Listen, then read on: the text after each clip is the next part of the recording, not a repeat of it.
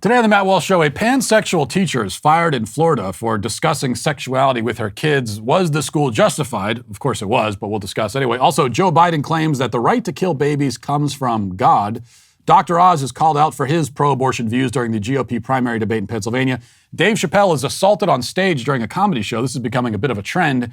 NASA scientists sexually harass ET with unsolicited nudes. And our Daily Cancellation will deal with what might be the dumbest and most morally debased argument in favor of abortion that we've heard from the left since the Supreme Court news broke. We'll talk about all that and more today on the Matt Walsh Show.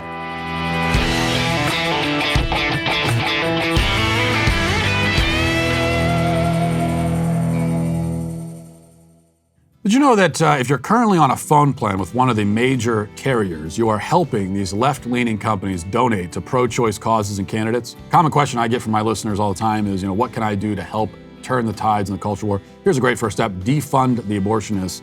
Don't let them take your money and use it to further policies you don't believe in. Switch to Charity Mobile today, and they will send 5% of your monthly plan price to any pro-life, pro-family charity of your choice. Charity Mobile offers the latest 5G phones with no device or service contracts. Plus, they have great nationwide coverage. I've never had a problem with the coverage with Charity Mobile phones.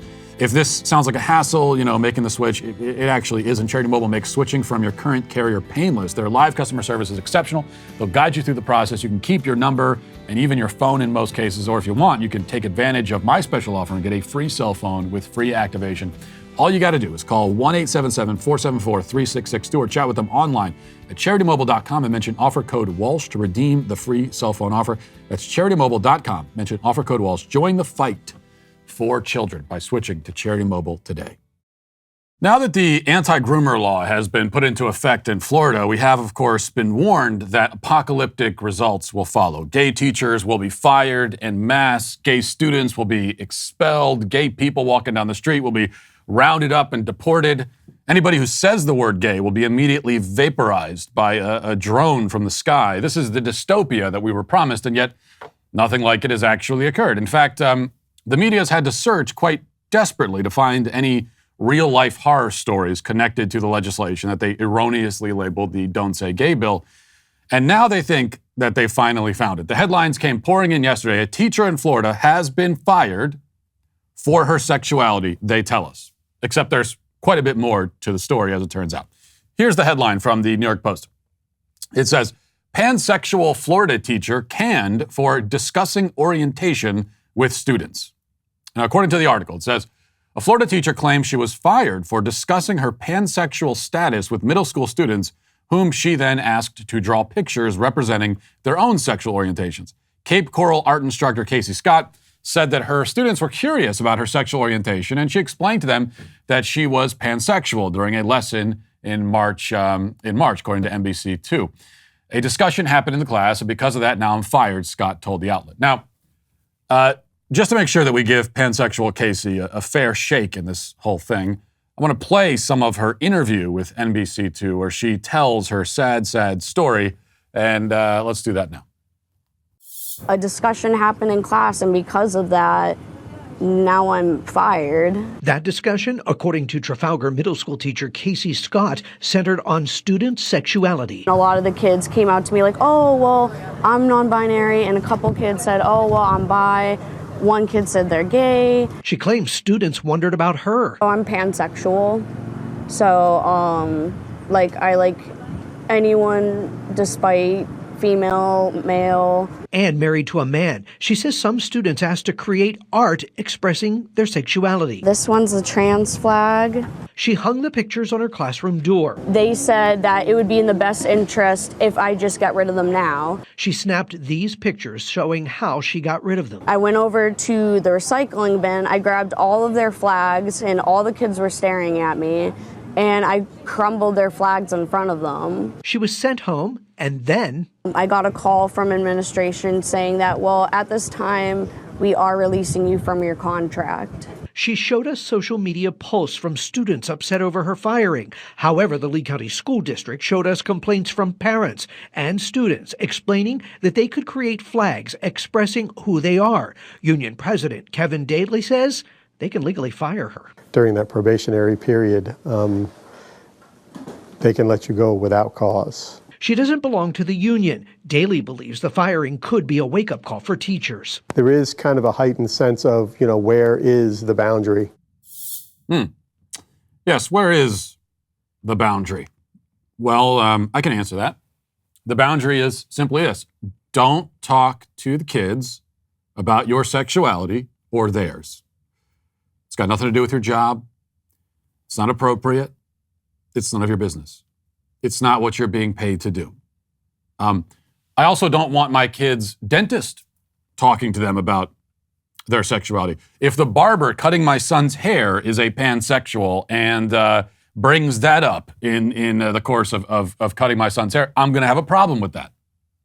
In fact, I don't want any adult talking to my kids about sexuality. So this is quite simple, actually. Finding the boundary it's not hard to do. And it's really not confusing. It's not difficult to understand or abide by.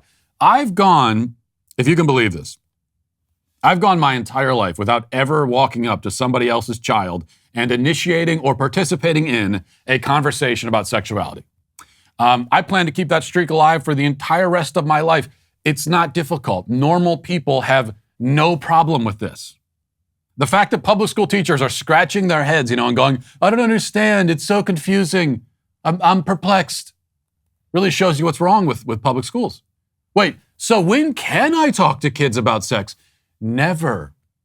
You never can. It's not your business. It's not your job. Get that through your thick skulls and leave the kids alone. Again, nobody else on earth has a problem with this. You people are the only ones who are confused about it. Everybody else, we live our entire lives and it's never a problem.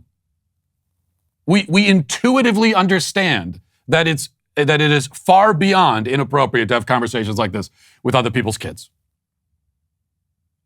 There is no temptation to have those conversations. There's no confusion. There's no searching, where's the line, where's the boundary?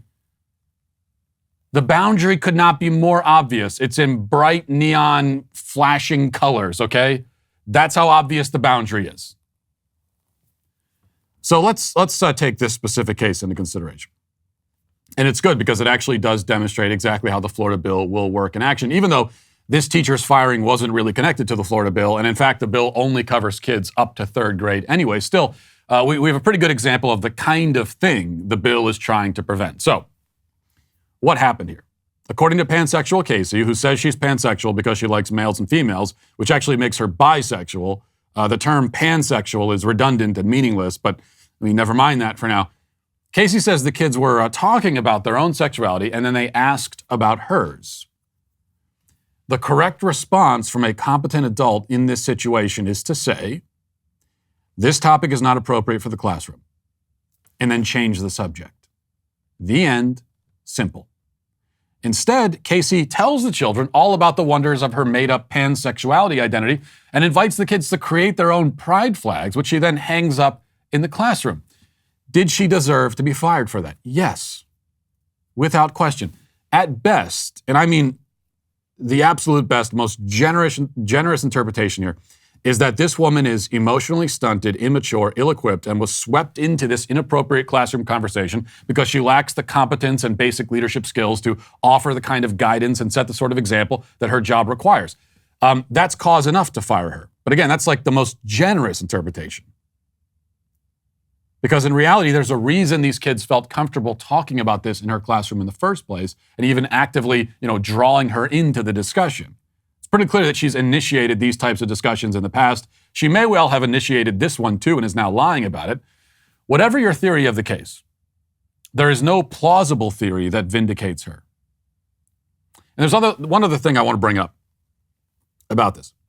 So let's go back to the clip when Pansexual Casey says the students wanted to, draw the pride flags as an art project.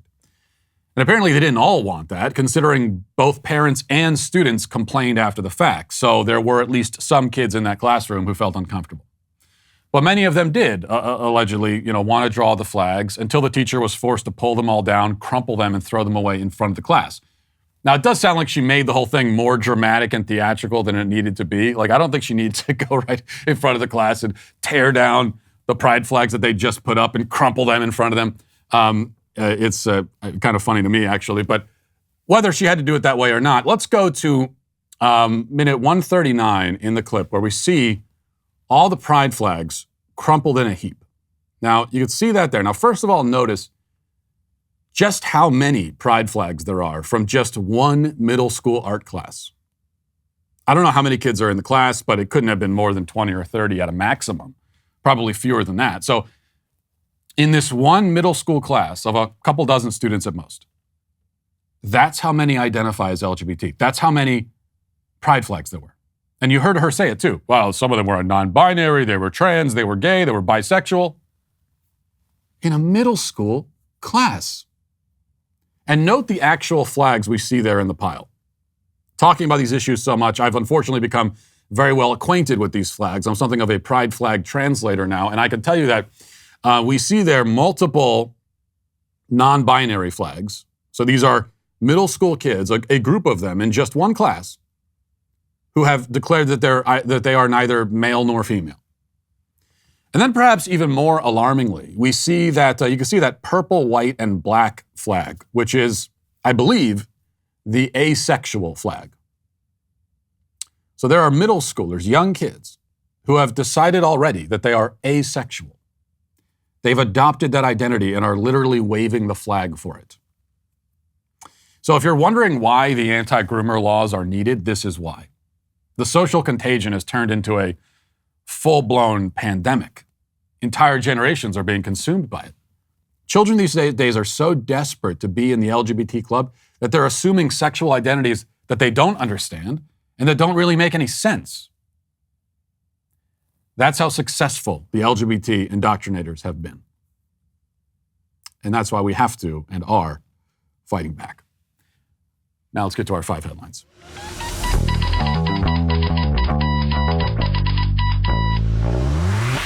Just like the foundation of our country is the Constitution legally, the foundation of your family should be your faith and your beliefs. So I have a serious question for you, something you got to consider. If something should happen to you or your spouse, God forbid, who do you trust to instill those same core beliefs and values in your children? Do you think it's the same person the state would assign them to? If you don't have a will in place, you have no say in the future of your children. That's just the reality.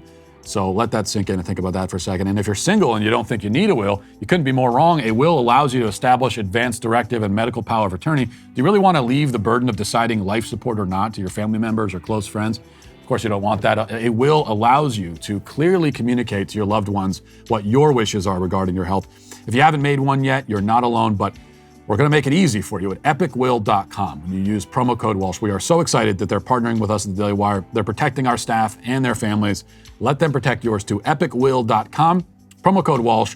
This is how easy it is. You can secure your future in as little as 5 minutes with a complete will package starting at $119. And when you use promo code Walsh, you'll save 10%.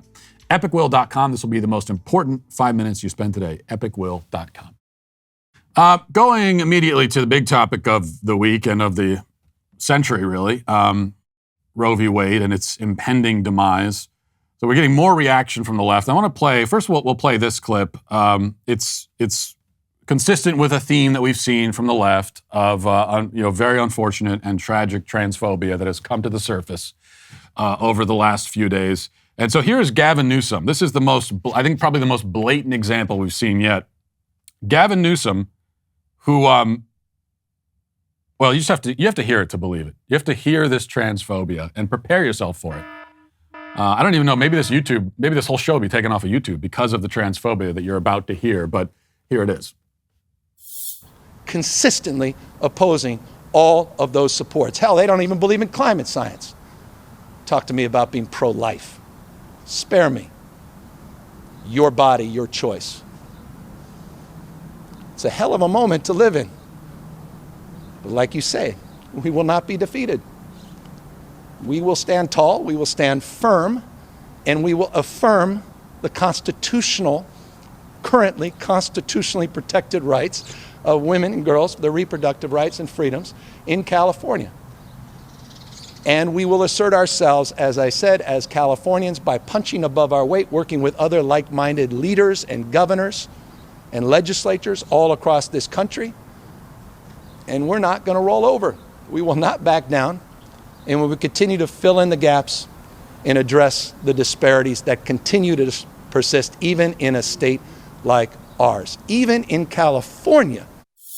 So you hear him there say that this is for women and girls. It's the rights of women and girls. So he's taking pregnant men out of the conversation. So that's bad enough. But he tweeted out that clip, and in the tweet, if you can believe this, he says, if men could get pregnant, this wouldn't even be a conversation. That's what he said in his tweet, introducing this clip of him. If men could get pregnant, Gavin? But they certainly can, right? And nobody will ever, that's the great advantage. Of course, the great advantage if you're on the left, if you're a Democrat, and you have the almost the entire media in your pocket, is that nobody is ever going to call you on that. No one is ever going to follow up and say, well, what about, I thought that men could get pregnant. What's going on here?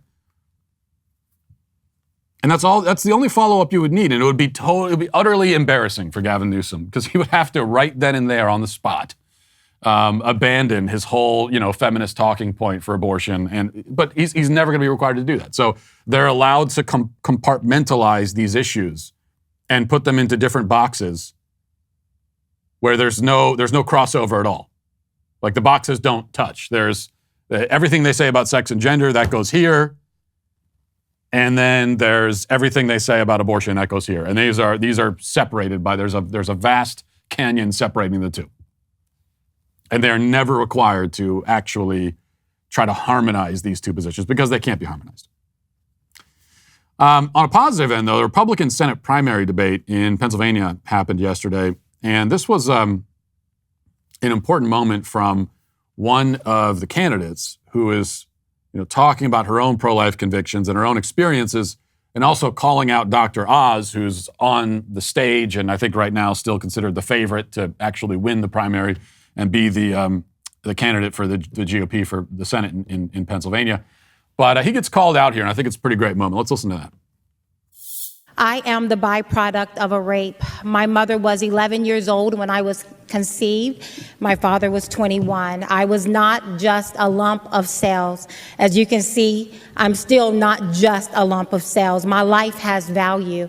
And that is one of the reasons why it was so very disturbing when I saw Mehmet Oz running for this particular race, when I've seen him on numerous occasions, and specifically at the Breakfast Club, saying that my life was nothing more than a acorn with electrical currents. I am wondering if the good doctor has now since changed his position on that. My life is valuable, and so are the many lives that find themselves in the womb of their mother, whether in the womb or towards the end of that life. Dr. Oz, you have 30 seconds to respond. That was directed at you, sir. One of the toughest endorsements you can ever get is from your mother-in-law. And my mother-in-law is an ordained minister. She wrote a lot of the pro-life literature in Montgomery County where we live, and she certainly understands that I'm pro-life. As a heart surgeon, I've operated on small children, a few days old, and witnessed the majesty of their hearts pounding blood, even though it's ill, because I'm operating on them, through those bodies. I would never think of harming that child, or even 9 months earlier, because life starts at conception. What?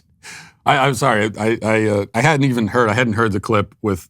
I guess I hadn't listened all the way to Dr. Oz's response, and which is my mistake, because you got to hear him out. What does he have to say? And apparently that's what he has to. His response actually was, "My mother-in-law says I'm pro-life." Oh yeah, well my mother-in-law. What? And he had to know. He obviously knew this was going to come up, and so they workshopped this thing, and he had his advisors. And he obviously had this mother-in-law line, and they said, that's a good one. Yeah, throw that one in there. That's it. That ends the discussion right there. Your mother-in-law says you're pro-life.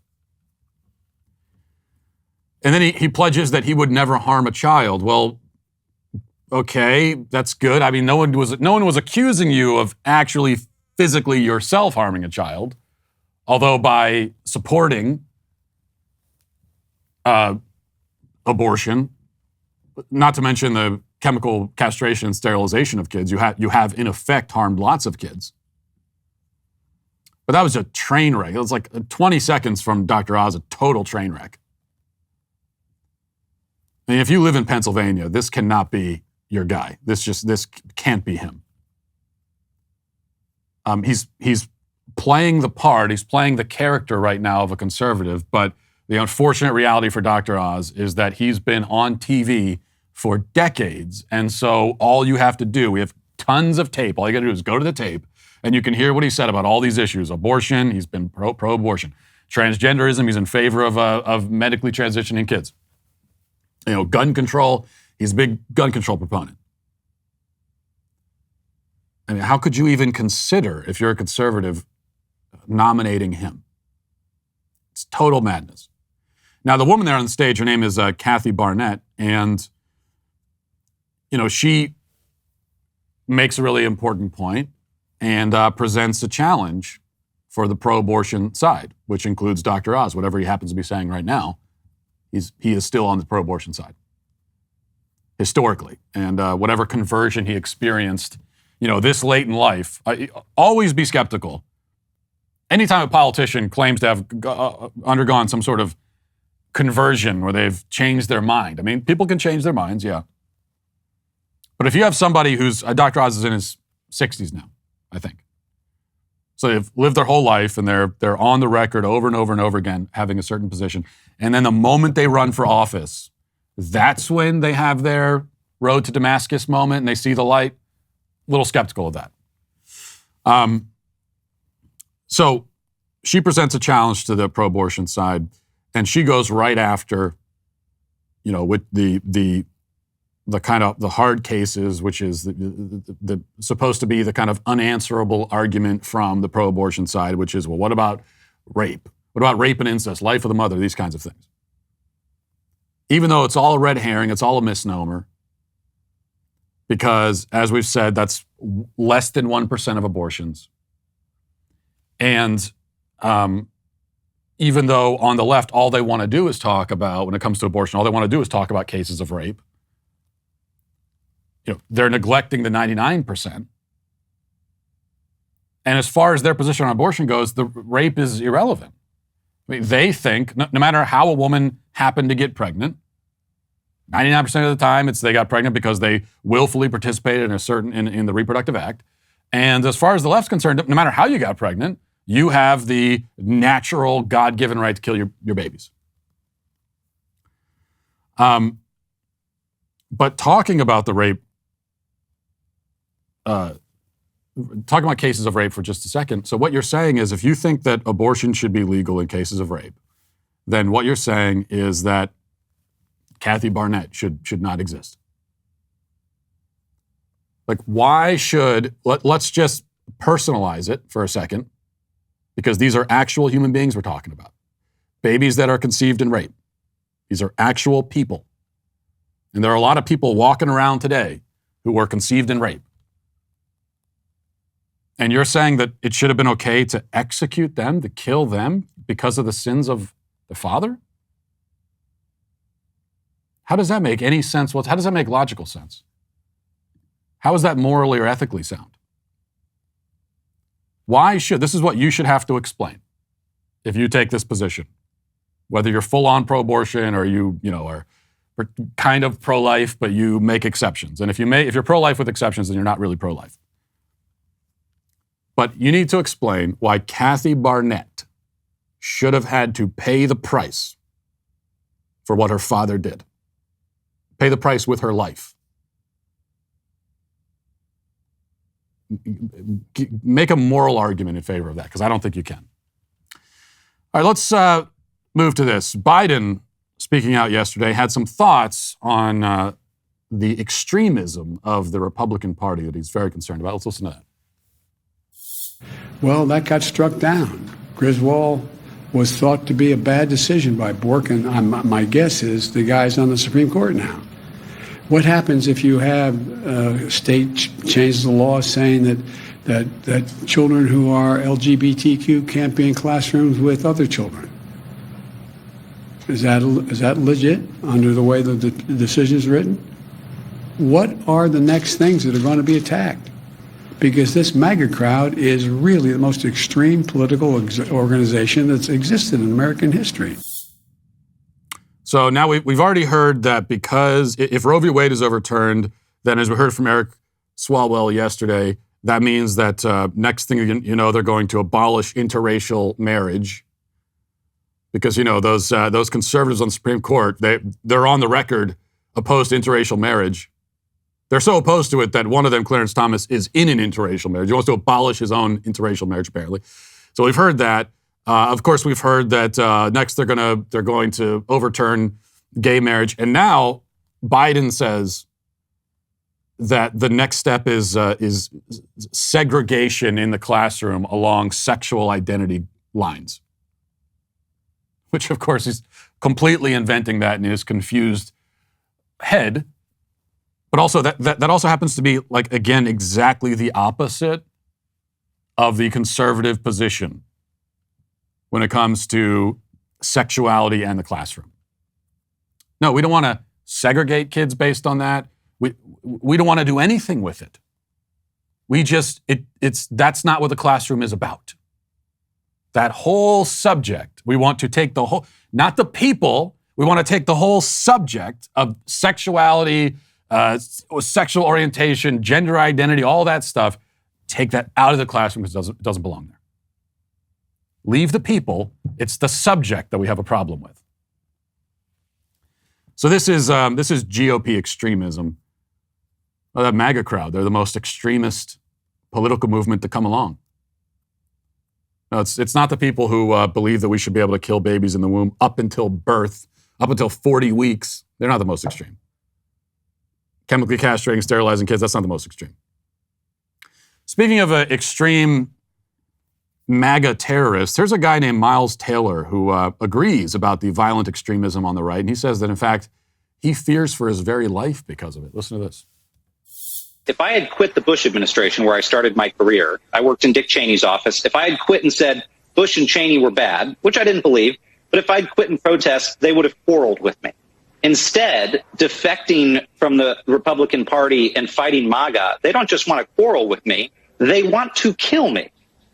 Okay? Because I'm going out there and saying the Republican Party, my party, has been corrupted, they want to kill me. And that's not hyperbole. We receive death threats. But it's not just the me's out there that went into this clear-eyed. It's poll workers, it's school board chairmen, it's just your neighbors that are suffering under the politics of physical intimidation by merely trying to stand up on these issues. That is what is so alarming. They want to kill me, he says. Who is that guy again? I think we have to know. I think you're safe because in order to kill you, first of all, we have to know who the hell you are. And I don't think any of us do. I just know his name because it was on the, it was on the clip. But that's all. I don't know who this guy is. They're coming after me to kill me. Nobody knows who you are or cares, buddy. He says it's not hyperbole. I agree it's not hyperbole that they're coming after him to kill him. It's not hyperbole. It is just what we call a bald-faced lie. That's all that is. All these people constantly, I'm so tired of hearing about, they're sending me the death threats. Just so you know, 99.999% of the time when someone talks about death threats, they're just lying. And then in the small number of cases where there are death threats, well, it's not good. It's bad. It shouldn't happen. But lots of us deal with it. I do as well. But I can pretty much guarantee you no one's coming after that guy trying to kill him. They don't even know who he is. Especially not when his claim is that whoever this guy is, his claim is that the conservatives want to kill him because he is arguing that the GOP is corrupt. Every conservative says that. We all say that. We all believe that. That is probably the one thing that every conservative can agree on is that the GOP is corrupt. And it's like the lesser of two evils. That's the position. I have never met a conservative who's like super into the Republican Party and loves it and thinks that it's perfect. I just love the Republican Party. They are guiltless and faultless before God. I've never heard any conservative say that. So yeah, conservatives are hunting him down to kill him for saying the same thing that we all say. Now, I want to go back to that Biden clip because right before he went into the MAGA terrorism and violence and extremism. He made a claim that you might say itself is rather extreme. He says that abortion rights, like where do they come from? If we have the right to abortion, the right to kill our kids, where do we get that right? Where does it derive from? And that's an important question. Rarely does anyone on the left even try to answer it. Biden does answer it, but I think in his answer we see why usually they avoid this question and prefer not to talk about it. But here's what he says. What was the second one? Look. The second one was on abortion. As I said when when this hit, as I was getting on the plane to go down to Alabama, this is about a lot more than abortion. I hadn't read the whole opinion at that time. But this reminds me of the debate with Robert Bork. Bork believed the only reason you had any inherent rights was because the government gave them to you. If you go back and look at the opening comments with the Bork-Biden when I was questioning him as chairman, I said, I believe I have the rights that I have, not because the government gave them to me, which you believe, but because I'm just a child of God. I exist. I delegated by joining this union here to delegate some obligation, some rights I have to the governments for social good. So the idea that somehow there is an inherent right, that there is no right of privacy, that there is no right. And remember the debate we had, you don't remember, but we had a debate about Griswold versus Connecticut. There had been a law saying a married couple could not purchase birth control in the privacy of their own bedroom and use it. Okay, so the right to abortion comes from God, he says. And so he is introducing God into the equation. He's doing that. And remember what I said yesterday, that while the left complains about pro-lifers allegedly, throwing the Bible at them and yes, they say, get your religion out of my uterus and all this kind of stuff. They accuse us of being the ones who make this into a religious topic. They are the ones. 99% of the time, I've given the 99% statistic for a lot of different things today on the show. But here's another one that's I'm making up, but I guarantee is probably true. 99% of the time, when you hear someone on the left, if you hear that religion is being discussed in the context of the abortion issue, it's someone on the left introduced it, even while they complain about it. So remember that from Biden. And then meanwhile, you've got this tweet from Kirsten Powers, who's a USA Today columnist. She says, if you think abortion is wrong, don't get an abortion. It's not okay to impose your religious view on others. Why should a Jew or Muslim have to live according to your interpretation of the Bible?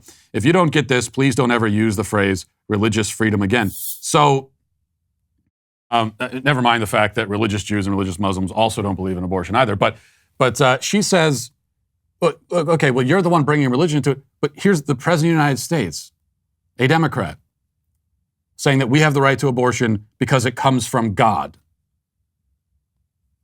And when you introduce that, well, now, of course, we're going to engage with it because you brought it up. Now, we don't actually need recourse to the Bible. We don't need recourse to Christian doctrine in order to explain why you shouldn't kill babies. Okay, we can make that argument without recourse to any kind of religious claim. But if you're going to bring it up, then yeah, we're going to engage with it because we can't allow you to just go around claiming that God wants you to kill babies or that somehow it's consistent with the Bible or Scripture to murder your own offspring. So Biden's claim that God gives us the right to abortion. Okay, he says God gives us the right to abortion because he gives us the right to privacy. But already, this doesn't make any sense at all. God gives us the right to privacy? If you believe in God, then you believe, first of all, that there's no such thing as complete privacy because everything you do and think is known and seen by God. So already that's out the window.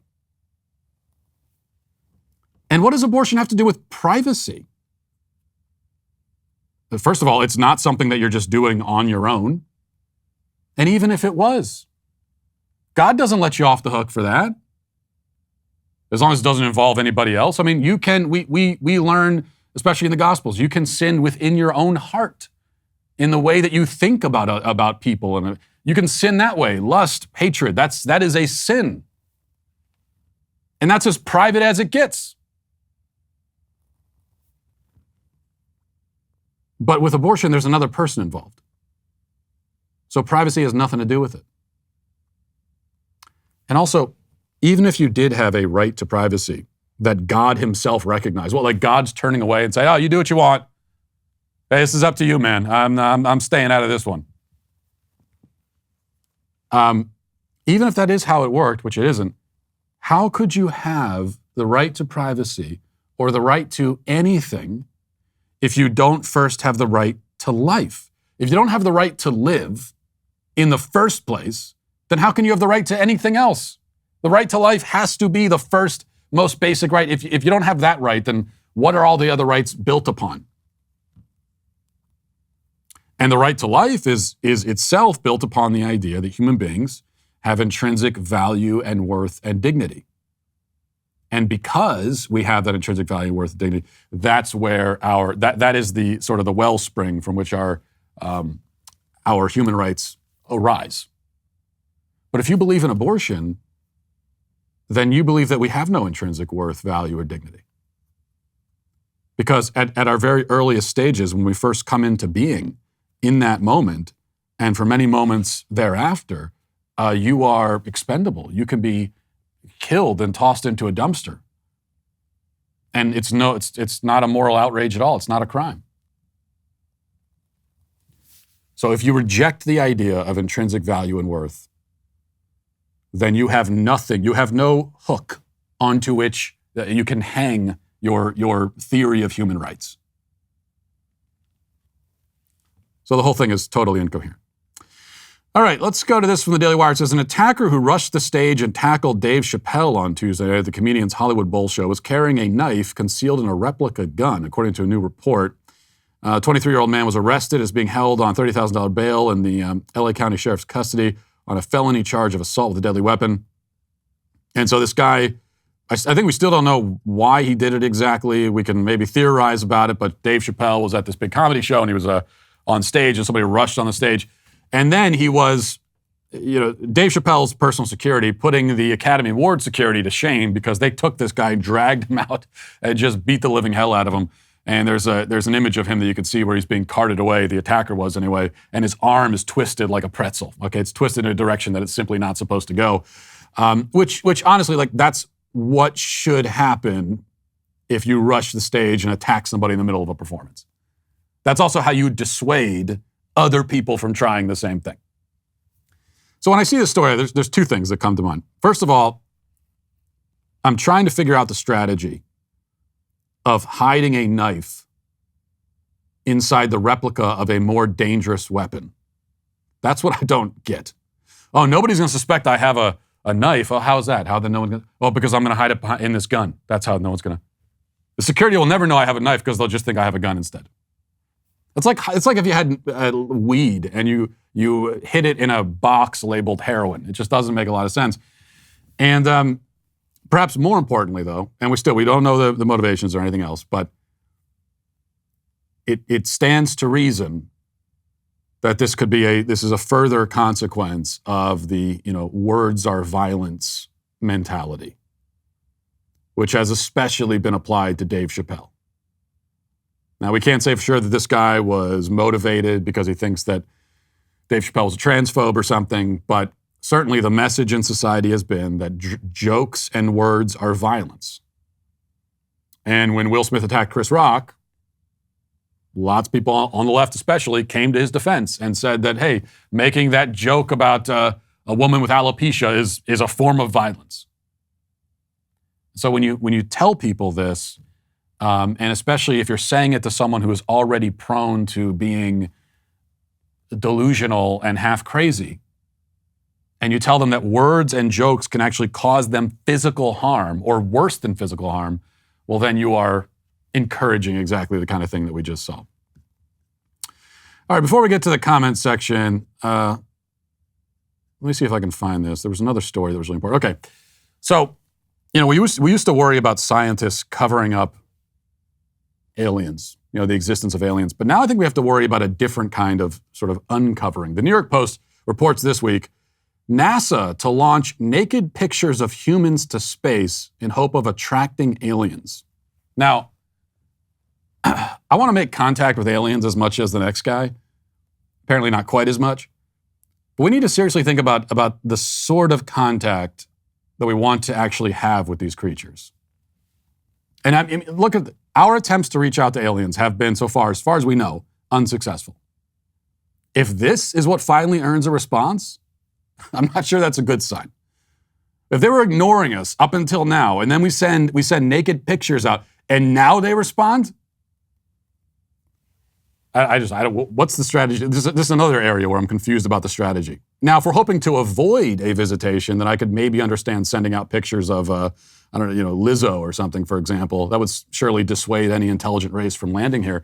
But avoidance is apparently not the plan. This is from the New York Post. It says, NASA scientists plan to launch pictures of naked humans into space in the hope of luring aliens to us.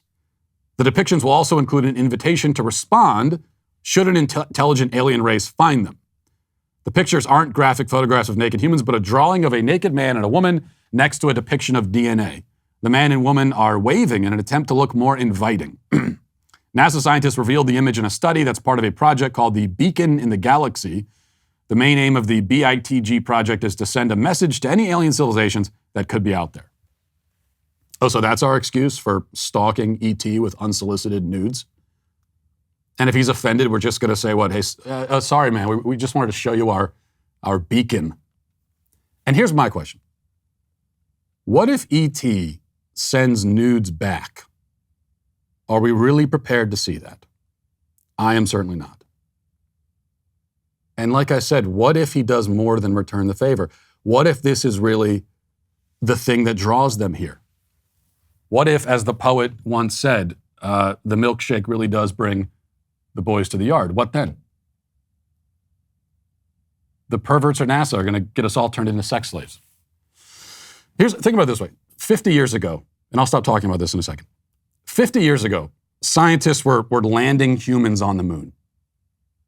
And now, because apparently OnlyFans is running the space program, we are flashing an entire alien civilization from 90 million light years away.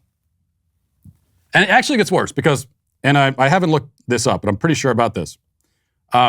This deep space probe, shall we call it, that we're sending out, this is actually not the first of its kind, because I'm pretty sure that there was a probe in the 70s. I think it was either the Voyager or the Pioneer. I think it was the Pioneer, where we also sent naked pictures. And that craft is now wandering through space 50 billion miles away, totally ignored. So we slid into the aliens' DMs with naked pictures. They ignored us, and now we're so desperate that we're sending another one. It's like the Anthony Weiner strategy of galactic diplomacy, I guess. Which is why I suggest a compromise, really, which is that rather than sending the naked pictures, let's just send the aliens pictures of Uranus instead. So, that was the worst joke of the bunch. I had to do it, though. I mean, I just can't. Like, I'm a dad. You've got the Uranus joke laying right there. You've got to make it. And so that's it. One of the most shameful things in this country is the countless cases of veterans coming home from overseas and not being supported, not being cared for in this country. And that's something we have to fix. And that's why I'm so excited to talk about a company that is really making a difference for our nation's veterans, One More Wave. One More Wave uses surf therapy to help veterans stay active, engaged, and connected. The founder of One More Wave, Alex West, is a retired Navy SEAL who noticed that for many veterans, especially those with adaptive needs, standard off-the-shelf surfboards and equipment were off the table. So what did he do? He created a team of surfboard and artists and surf instructors to work with grant recipients to design the custom equipment for their experience level and physical needs. From there, One More Wave connects veterans to their global network of surfing volunteers who empower them to heal through surf therapy from coast to coast.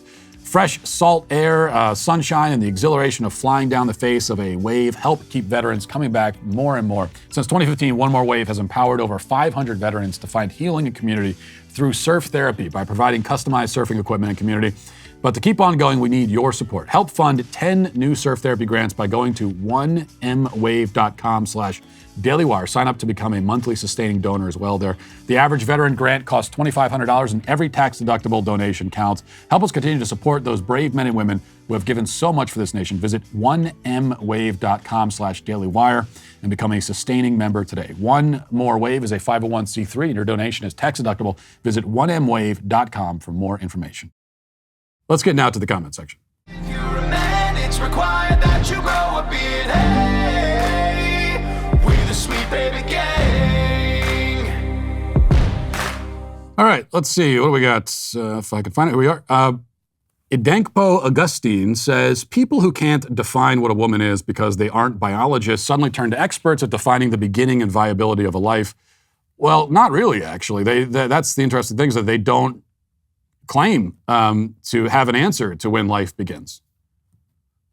You know, it's not as though they're saying, oh, life doesn't begin at conception, it begins somewhere else.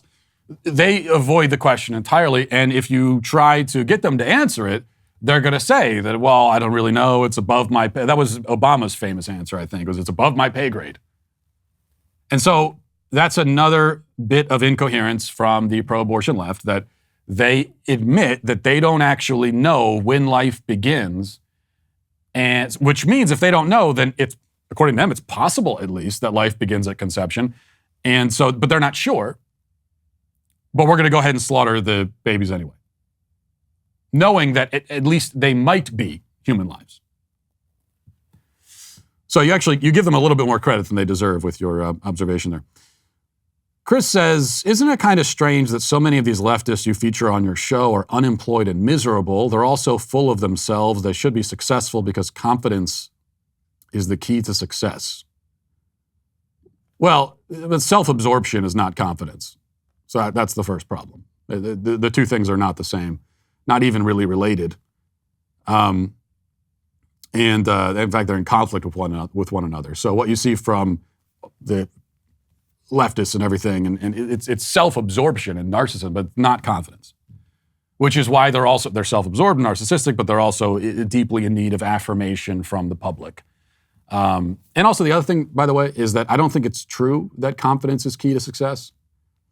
I think one of the keys to success, anyway, is not confidence, but conviction, which again is not exactly the same thing. You have to believe in what you're doing. You have to have a cause that you believe in. That's conviction. So that is a prerequisite for success. And then along with conviction, you also need humility, I think, if you really want to be successful. Because humility is how you improve. That's the striving, that's the improving. So conviction and humility is what you need. All right. Rachel says, not going to lie, the thought of Matt singing the fruit salad song to his kids just made my day. However, if we tragically lose the Wiggles to the left, perhaps Matt, Michael, Andrew, and Ben could wear different colored plaid shirts, start a conservative children's parody band, and save the day. I think we are going to lose the Wiggles, and I wish that I could gloat about it, because like I said, the Wiggles have been a bane. They've been the bane of my existence ever since I became a parent, and so now my wife is, and it's mostly her fault that this has happened, because she has indoctrinated each successive child into the Wiggles cult, and so I can never escape it. And now she's very upset with the Wiggles because she's this is not the first thing. There's been there have been hints of wokeness, I think, from the Wiggles. And I wish I could gloat about it, but it's actually just sad to have yet another formerly innocent, if terribly annoying, child's entertainment property that goes woke. It's quite a sad thing. Let's see, this is a great comment I wanted to read from 2 shows ago. And it says, "Dear God, I can't even remotely imagine decimating my family, completely destroying my child's life, all to pursue fleeting, shallow lust for some dude I met at a hotel bar. This is the most narcissistic and frankly evil thing I can imagine a mother, or father for that matter, doing. And she got exactly what she deserved when he rejected her, and he was right in doing so. He probably knew that if she'd destroy her whole family after hanging out with him for a couple hours, she could just as easily turn around and do the same to him over as much or less with some new guy. This just blows my mind, honestly. My absolute worst nightmare is for my marriage to fall apart/fail. It's one of the worst things I can imagine other than something bad happening to my child. The idea of my precious daughter growing up without her daddy in the house, flawed as he is, LOL, is just horrifying to me. Yeah, I feel exactly the same way when you hear all these stories of, and it's always stories from, not always women, but often women who are publishing these stories of tearing their marriages apart. And it's not because women are the only ones who tear their marriages and families apart. Men do it too. But women are the only ones who can get away with bragging about it after the fact and writing books about it and articles and everything and being published in Cosmo or whatever, and being celebrated by a certain segment of the culture. With men, that's never going to happen. But every time I read these stories, and they're going out of their way to dress it all up and make it seem like it was a wonderful, bold, courageous decision, and they're so happy now. But you know that that's a put on, that's rationalization. Once again, they're looking for affirmation. They're trying to convince themselves by convincing us that they're happy. And in reality, you look at this, you just think I know sometimes marriages fall on hard times, you go through rocky patches, but it's just never worth it. Whatever you're going through in your marriage, it is worth fighting through it. Because the alternative is the absolute devastation of your life and your family. And that cannot be a better option. You know, when the culture begins to reflect everything but our values, it's time that we build our own culture. So we are. The Daily Wire is taking on Hollywood, razor companies that cave to the woke, the publishing industry, and none other than the entertainment staple of our childhoods, Disney. We're doing all that. Stop giving money to organizations that don't respect you or your values. Help us build alternatives where the left is tearing down foundations we are building, and we need your help today. So head to dailywire.com/subscribe. Use code Walsh for 20% off your new membership and join us in our fight to preserve real American values today. Now let's get to our daily cancellation. You know, all the leftist talking points in response to Roe v. Wade's impending demise have been incredibly weak, but for daily cancellation, I want to focus on what just may be the weakest and dumbest of them all. Well, maybe not the absolute weakest and dumbest. When you delve into pro-abortion arguments, things get so dumb so quickly that it can be hard to parse one from another. It's kind of like splitting the atom at a certain point. For example, a guy named Alex Falcone, who I think is an actor or something, put out a lengthy tweet thread yesterday where he compares abortions to miscarriages. He says this is a change of tone for me on here, but I don't think anybody actually believes fetuses are people. I think they're lying. There are almost 1 million miscarriages every year in America. It happens to almost everybody. But we're not constantly getting invited to funerals. Nobody who says abortion is murder is out carrying signs that say, and miscarriages are suicide. Right, Alex, because babies don't miscarry themselves intentionally? That's why we don't compare them to suicide, you stammering idiot? Miscarriages, by definition, happen accidentally, unintentionally, tragically. So there's nothing to protest. That's why we don't have rallies against miscarriages. We also don't have rallies protesting the existence of cancer. You raise money to try to cure cancer, but no one is out protesting it. Does that mean we reject the personhood of cancer victims? No, of course not. And as for grieving miscarriages, go talk to any woman who has suffered a miscarriage and ask her if she considers the miscarried child to be a person or not. Alex is trying to delegitimize the grief over miscarriages in order to justify murdering children. That's the sort of person we're dealing with. Also, if fetuses are not people, then what are they, Alex? You'll notice, again, the pro-abortion person never wants to answer this question. They can't answer it.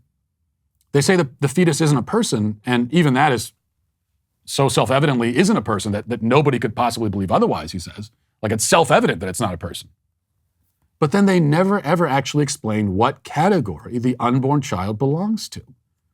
Fetus is a stage of development. It's not a different species, any more than toddler or teenager or senior citizen is a different species.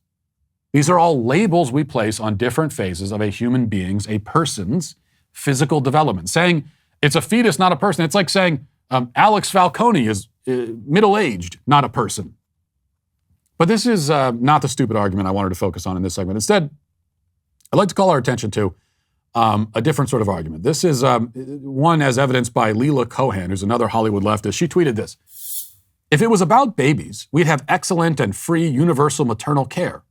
You wouldn't be charged a cent to give birth, no matter how complicated your delivery was. If it was about babies, we'd have months and months of parental leave for everyone. So that's a talking point. We get this a lot now. Katie Porter is a Democrat congresswoman. She made a similar point on MSNBC yesterday. Listen. This is a terrible setback for all Americans. It's an assault on our freedom, including our economic freedom. What does it mean to live in a country that's trying to compete worldwide, and we're the only country that doesn't have a universal paid leave, that doesn't have affordable child care, and now that doesn't have reproductive freedom? This is a terrible outcome, not just for women, but for all Americans. This is a fundamental assault on freedom, and what I feel mostly tonight is anger and a deep sense of sadness that my daughter Betsy and my sons Luke and Paul are going to live in a world with less freedom than I did, my mother, or my grandmother. That is a terrible setback for this country. She's getting emotional at the idea that her children may not be able to kill her grandchildren. She's emotional about it. And we'll address that in a moment, but I also think we need to play what's probably the most colorful example of this sort of argument, as was articulated by Anna Kasparian of the Young Turks. Listen to this. We don't even have paid family leave. We don't even have affordable child care in this freaking country. Okay, and the people who fight against those kinds of laws are Republicans. And yet, what do you want them to do with their kids when they have to go to work? What do you want them to do? What do you want them to do? I want them to answer that freaking question. Answer the question. Journalists, ask them the question. Ask them. Ask them. Yes, ask them the question. Please do. I mean, ask me the question. I'm happy to answer it. What do I want parents to do if they can't afford childcare? Well, let's first talk about what I don't want them to do. I don't want them to kill their kids. Killing your child, Anna, is not an acceptable childcare option. The implication of Kasparian's argument, and Katie Porter and all the other leftists raising this point about unaffordable childcare and a lack of paid family leave and so on, is that we should kill kids because caring for them can be expensive. Now, if you're pro-life and you also believe that there should be more government programs in place to help families, that's fine. I have no problem with that point of view. Okay? In fact, I think there's something to be said for it. The only hang-up is that before we start adding more entitlements, we need to massively reform, really dismantle and rebuild the entitlement system as it currently stands. Right now, we're dumping hundreds of billions of dollars every year into a system that's essentially made to be abused and manipulated, and which hasn't helped anything, has not helped address really the poverty problem. It's only made it worse. Because we're taking single, able-bodied young adults and putting them on the dole and keeping them there rather than requiring them to work and exert themselves and make the necessary sacrifices to be contributing members of society. If we can separate the wheat from the chaff and get rid of the dead weight and restructure our entitlement programs so that they specifically are designed to help families who are struggling, I'm more than open to that. And that is a perfectly reasonable argument for any pro-life person to make. And many of them do. But if you're pro-abortion, then you don't believe that life has any intrinsic value anyway. And if you're arguing that abortion is necessary as a cost-saving measure, then we have a word for that. It's called eugenics. Your position is not just wrong, but morally abominable. The leftist argument, as we just heard, it's this. We don't have affordable childcare or enough entitlement programs for families in this country. And so let's continue killing children in order to cut down on costs. Oh, also, we should actually keep killing children regardless of the childcare situation because a mother has a sacred right to execute her own offspring. I mean, you could hardly claim the moral high ground while you put a gun to a child's head and say, give me my entitlements or I blow his brains out. Because that's exactly what the left is doing here. And again, even if they get the entitlements, they'll still kill the child. It's one of the reasons why you don't negotiate with terrorists. Because whatever they're threatening to do, they're still going to do it even after you give them what they want.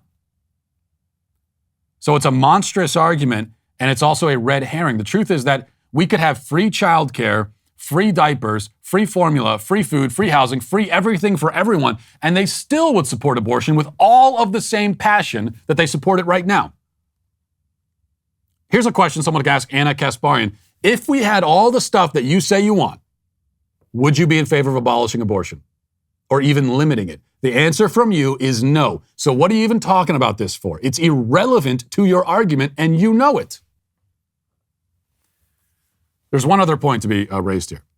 The left, while pretending to defend the agency of women, has actually removed agency from the conversation entirely. Anna asks, what are women supposed to do if they can't afford to have kids? She answers her own question by saying that they should simply kill their kids and have their bodies tossed into a medical waste dumpster, and that's her solution. She doesn't even consider or pay lip service to the other potential solution for women who don't want to or feel they cannot care for children, which is this. Don't have them. And when I say don't have them, I mean don't conceive them. If you conceive a child, you've already had a child. It's too late to not have a child once the child is conceived. So if you really cannot handle a child, don't want a child, don't feel you're in a position to be a good parent, whatever the case, then what about the option of exercising self-control? See, the defenders of autonomy don't recognize this option at all because they want women to be helpless slaves to their own, compulsions and passions. They don't actually want women or men to take charge of their lives and make responsible decisions. They prefer that you make bad decisions and then try to erase those bad decisions with even worse decisions. If they have you in a self-destructive, victim spiral, then they have you exactly where they want you.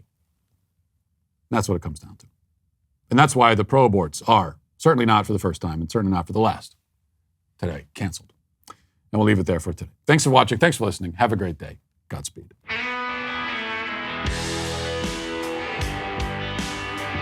The Matt Walsh Show is produced by Sean Hampton, executive producer Jeremy Boring. Our supervising producer is Mathis Glover, production manager Pavel Vodowski. Our associate producer is McKenna Waters. The show is edited by Robbie Dantzler. Our audio is mixed by Mike Coromina, and hair and makeup is done by Cherokee Hart. The Matt Walsh Show is a Daily Wire production, copyright Daily Wire 2022. The Young Turks' Anna Kasparian gets to the heart of the liberal freakout over abortion. The Supreme Court gives Christians a major free speech win, and Joe Biden's HHS secretary doubles down on irreversibly mutilating kids. Check it out on The Michael Knowles Show.